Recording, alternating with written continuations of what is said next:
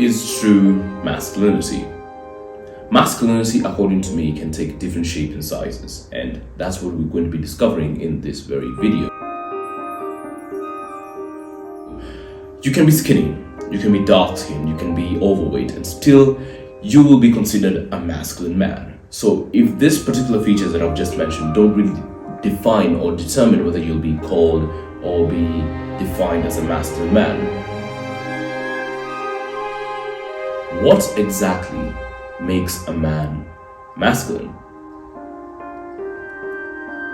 Welcome back to Strive a Man's Podcast. I'm your host Gladiator, and welcome back to Strive a Man's Podcast. I am very happy to have you here, and today we will be discussing what true masculinity really is and help you young gentlemen like myself out there walk with clarity and also complete confidence, knowing that you don't have to be built like Cristiano Ronaldo. You do not have to have a masculine or an athletic body to be considered masculine. You don't have to have a beard to be considered masculine. You don't have to have millions of dollars in the bank. You don't have to be rich to be considered a man or a masculine man. That is a very materialistic mindset which I want to break in this very episode, because I am sick and tired of listening to, oh man, this guy doesn't have money, so he's not a masculine man. Oh, this guy can't fight, so you're not a masculine man. No. I want to break that mindset right now. And the only thing I'm going to be giving you in this video is the one thing that you need to be able to know whether you are a masculine man or not, or whether you can be, or not even whether you can be, to be a masculine man, so you can be able to walk in that masculine energy. So the thing I'm going to be giving you in this very episode is what true masculinity really is, the definition of true masculinity. So I will be doing that by breaking down the character from the movie The Gladiator. And that name of that character is Maximus Desmond Merius. So the movie The Gladiator is set in 18 AD or 18 AD after death, where it follows our protagonist Maximus Desmond Merius, a loyal Roman general who betrayed and also had his family slain, had his family burnt and crucified alive. His closest friend and also the emperor of Rome, Marcus Aurelius, whom he considered as a very great friend and also a father figure, was slain and murdered by his own son, Commodus. I found that to be very sick. That was very sick. But anyways, moving on. Now, Commodus, out of greed and also jealousy of Maximus, took over Rome. He was jealous of Maximus because he was loved by the army. The entire army of 5,000 plus men were behind Maximus. They protected him. They would die for him. And also the emperor, who was the dad of Commodus, was actually going to give the nation to Maximus to be able to rule it. And Rome at that time was a very big nation. So imagine being given the United States and also South Korea combined. I'm just spitballing a few great nations there. You can be able to really understand how big of the power that Maximus was going to be given, also how much Commodus was going to be losing at that time. So out of greed and jealousy for Maximus, he took Rome for himself by killing his father, because when you kill, or when the emperor, the former emperor, dies, the next of kin takes over, and the next heir takes over, and that's Commodus. So rightfully it was his. And after that, in order to eliminate all competition, he killed Maximus' family, and also Maximus himself. He sent him to be executed. His family wasn't very lucky. They died very, very brutally, but Maximus himself, out of sheer will and also with a destiny to save Rome from collapsing, the gods gave Maximus a second chance to live. And that chance, he used it wisely. He went through a lot of stuff in order to be able to conquer Commodus. He first, after finding his family that was killed and slain and was crucified alive, it was very brutal and also a very emotional scene. I loved it, by the way. Not saying that I love people being killed, but I loved the scene. So after finding his family killed, he went later and became a slave, and after being a slave, he was taken over by his owner, because when you're an owner, you're owned by someone who was called Proximo. The name was very cool, Proximo. I found that very interesting. I don't know why. So Proximo took him over, and he became a gladiator. A gladiator is people who kill themselves in the arena. I don't know. I don't really remember the name, but I'll just show a couple of clips to be able to understand it. And the gladiator games was just a bloodbath for straight 150 days. People were being killed and killed and killed and continuously being killed until the 150 days were over. There weren't really any winners. There were champions, yes, but mostly people really died. If you wanted to get yourself out, you had to play 150 games and survive, and the chances were very, very minimal. So at the finale, Commodus was very overconfident, and he needed to win the love of the people of Rome back. He needed the favor of the people of Rome, so he challenged Maximus to a fight in the ring, which he eventually lost, even if he pierced Maximus at the rib, making him very, very much wounded and also unable to fight. He was unable to fight, and eventually he won, and at the same time saving Rome from collapse. Now, I found a lot of inspiration from this film, a lot of it, especially as a man, but there are a few things that stood out to me with Maximus in particular.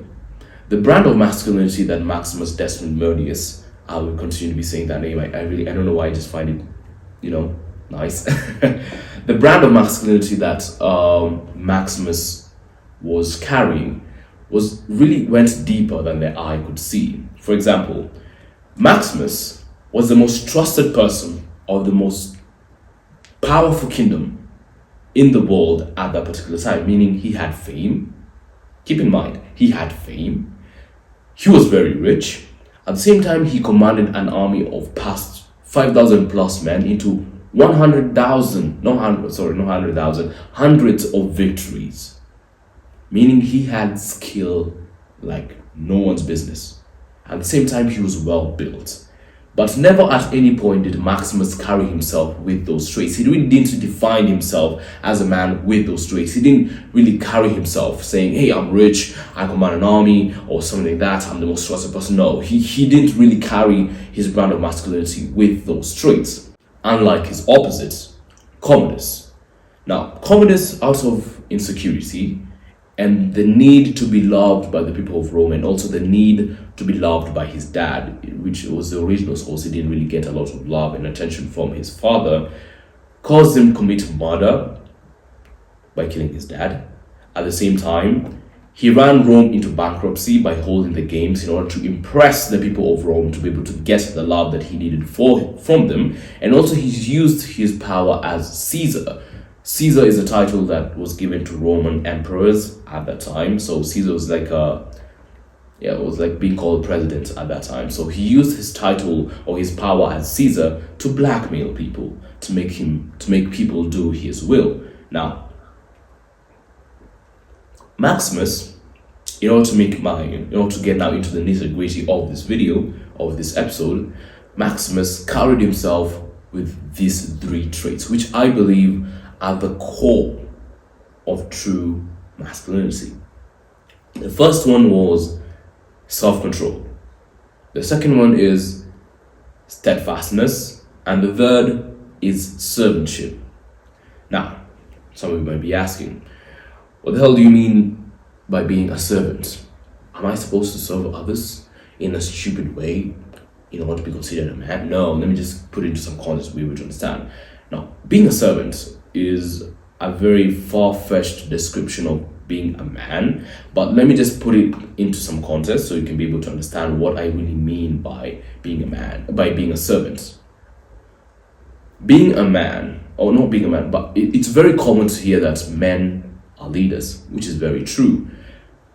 But leadership and servantship are actually two sides of the same coin.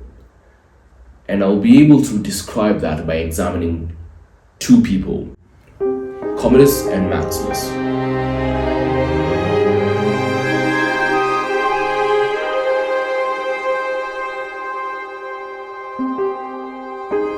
Commodus lives for himself. He doesn't really serve the greater purpose of Rome, which is to embetter Rome and also embetter the people of Rome. He looks out for himself. He's very, very selfish. The mindset itself of being very self-centered takes him off from being a worthy leader, or in our case, or in the case of this podcast, being a man walking in his masculine energy. He doesn't walk in his masculine energy because he is very selfish. He is a man, he has the physical features and the biological features of a man, but he is not walking in his true masculine energy because of this one mindset of not serving the greater purpose. Because by nature, men are meant to be leaders, but what does it mean to be a leader? To lead is to serve a greater purpose than yourself. I'll repeat that again. To lead or to be a leader is to serve a greater purpose than yourself. It can be, the greater purpose can be to embetter the future of yourself. Being disciplined right now, be able to serve the greater purpose yourself. You're leading yourself towards a greater future, which is you having a lot of money, you having security, you having a good job, you having a good education, you having a good family. It can also be serving your mother or your current family. It can also be serving your future family that you're going to be creating. All that, or so many things, can be a greater purpose. It can be serving God. It can be helping the poor or something like that. Whatever you're called for by God, that is your greater purpose. So living for a greater purpose than yourself is the mark of true leadership, which is perfectly portrayed by Maximus. Maximus lived to serve Rome. He lived to serve the emperor, the embetterment. There was a future that he saw for Rome as the general, and he knew via the battles that he was leading his men into, it would make that greater future come to life. There was a hope for Rome that he was leading the men and also the people of Rome into, because at that time, conquest was development was really all about conquering other nations, and you can't conquer other nations without a strong army, and that's where Maximus came in. But at the same time, he didn't really lose himself. He was constantly asking the emperor for things that he wanted, the things that he wanted. Hey, I want to go and see my family. I want to go and see my family. And that's the same thing we should do. We shouldn't lose ourselves in serving the greater purpose. Sorry. I think I was in a party yesterday. Not a party, but a hangout, and I really consumed a lot of dust. Unhealthy dust. It's making me have a small flu, but please forgive me for that. So we shouldn't lose ourselves in serving the greater purpose as men. Yes, you have ambition. Yes, you have things that you want to do, but you shouldn't lose yourself. You have to strike a balance. When you serve your greater purpose, you also should serve yourself. Hey, what do I want to do? Hey, what do I want to get for myself? But at the same time, you have to push towards serving that purpose. It's so easy to lean on both sides, but it's so hard to strike that balance. So that means being a leader is not easy. Being a leader is absolutely difficult. That's where this next trait comes very, very key. Sorry, I think I lost a moment right there. Sorry. So that's when the next point comes to be very, very key.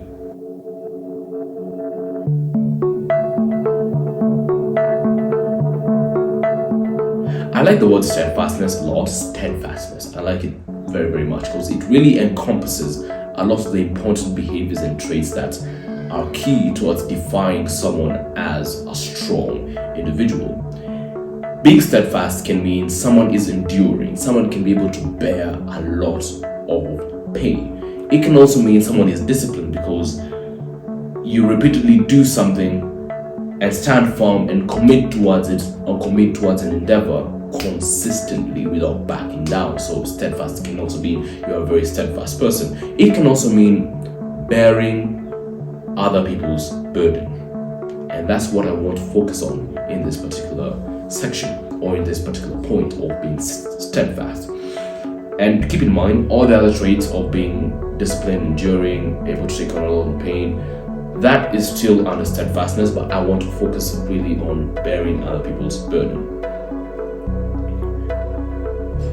Now, one of the most amazing things that I really admired about Maximus, or Maximus Decimus Meridius, is that he was bearing something crucial for the people of Rome. He was holding on to something very crucial for the people of Rome. And also he was entrusted by Marcus Aurelius himself to bear this thing for the people of Rome. He bared the hope of the people of Rome. Rome at this particular point was on the brink of collapse. It was its very walls that made it very, very great. Its very army that was making it very, very great was being corroded and eroded by greed and corruption. And one man stood to save the entire nation, and that was Maximus.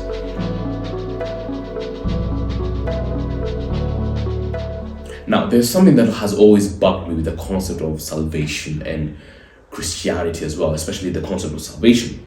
And I think I came to an answer most recently with it. That question is, or that thing that has been bugging me is, why did God send Jesus as a man and not a woman? Keep in mind, I don't want to piss anyone off, I'm just sharing my thoughts. I came to the conclusion that the reason that God sent Jesus as a man is because the job that was meant to be done in order for salvation to be saved, in order for humanity to be saved, required someone that was built for the job. And that's where Jesus came as a man. Because men are just built differently from women. Our physiognomy, our biology, our physicality was built for hardship. We can endure hardship. Sometimes my girlfriend is a bit tougher than me at some point, but I know I have the potential of being tougher than her, and that's what I'm required to be.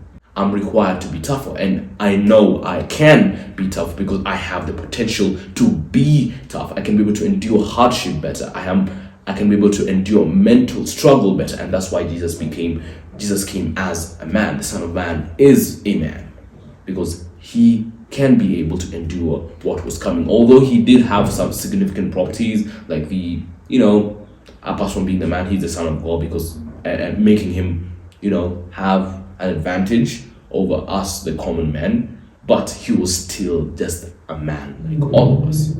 So with that in mind, we can conclude that men are just built to endure hardship better than women, making us responsible for shouldering the world's pain, making the trait of steadfastness a very key trait to make a man, or to be considered as a masculine man. Our purpose as men, or in this case as leaders, is to lead others. And we cannot fulfill that purpose of leading others by not bearing the pain of those people that we lead. Your father or your partner, not you being a father or you being a significant partner to your lady, requires you to shoulder the pain of her. You as a father, you've seen that with your family as well. For those who have families, my apologies to those who don't have. I know I share in your pain as well. Maybe you didn't grow up with a dad, and I don't want to make you feel excluded, but at least you have an example of what I'm going to be saying. A father and a mother, yes, they share the burdens, but your dad specifically, they shoulder a lot of the difficult things. Maybe they don't. There's some people here who haven't grown in a healthy family, but you can tell what I'm trying to bring out at this particular point. So the world has problems, a lot of painful problems, and women can only go so far. But it is our job as men to stand up and do that which needs to be done, which is to shoulder these responsibilities that women find difficult, that the children find difficult, and find solutions to those problems. And as the saying goes, hard men create great times, and great times create soft men at the same time.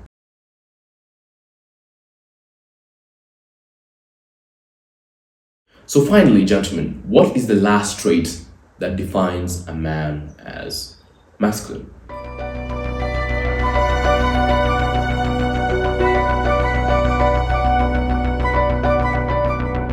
Gentlemen, we as men are generously blessed with more power or more ability to gain more power than our female counterparts.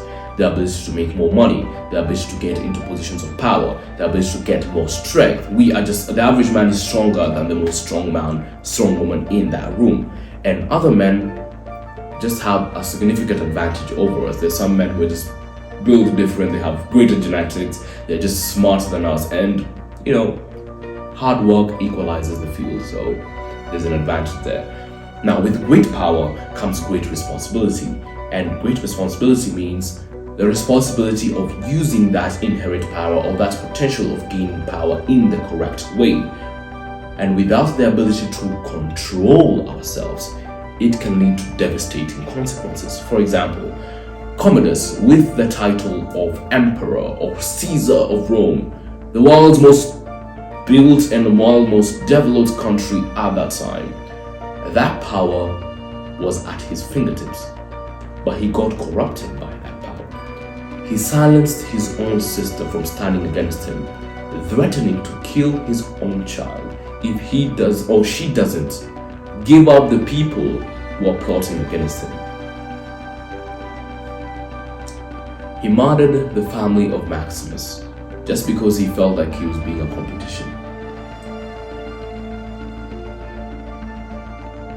And out of pure insecurity of just wanting to be loved by the people of Rome, he didn't get the daddy's love. He had a lot of daddy issues, so he wanted to fulfill that need or that urge to be loved by running Rome into bankruptcy, selling its grain reserves. By grain reserves, I mean, do you know the way our country has reserves in warehouses for foods when there's famine or some farming or something?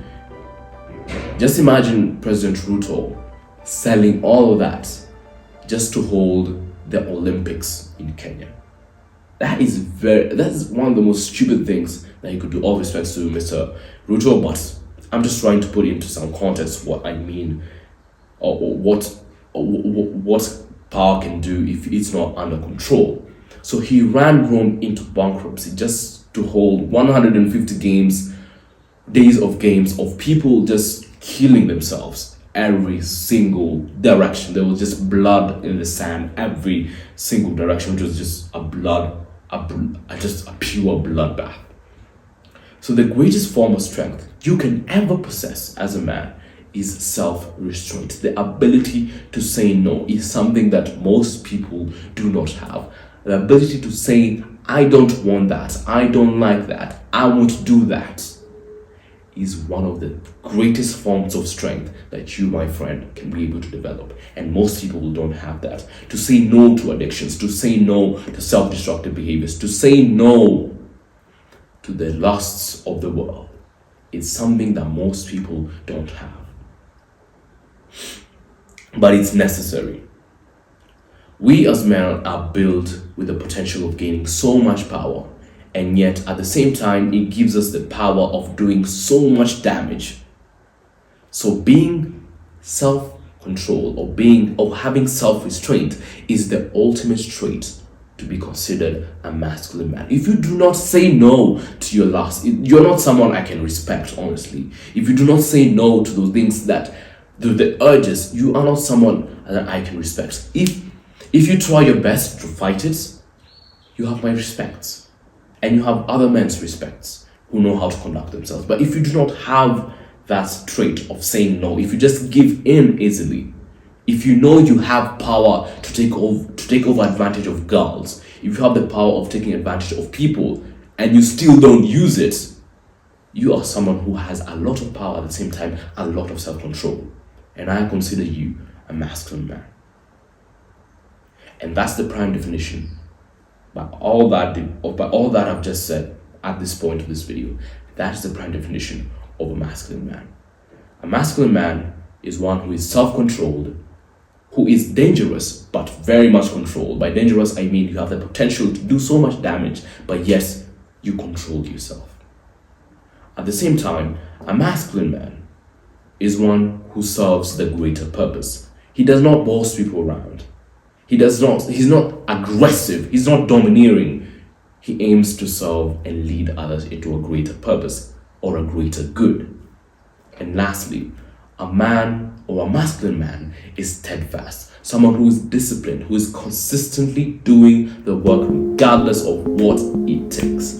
Someone who is enduring, who can be able to bear the pain and shoulder the pain of others without whispering a word. The perfect description among the greatest men who has ever lived, Jesus Christ himself. He teaches that very, very well.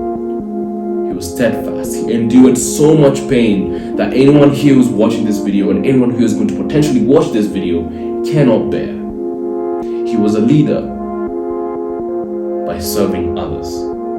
At the same time, he was a man of deep self-control. He could do so much damage by a snap of fingers like this, but he did not do that. Meaning he could be trusted with such power. So for anyone who's out there who wants to be trusted by such power, you need to develop a lot of self-control, because there are some things that you cannot be given, because God knows you do not have the ability to control yourself. So that's the prime definition of a masculine man. Thank you very much. If you enjoyed the episode today, I really am thankful. And also share with a friend who wants to join this absolute great community, this great tribe of men who wants to make the world a better place. And I'll see you on the next episode of this movie review series. It's been great. Hope you enjoyed the first one. If you didn't watch it, go and watch it right now. And also I'll see you in the next one. Cheers and God bless.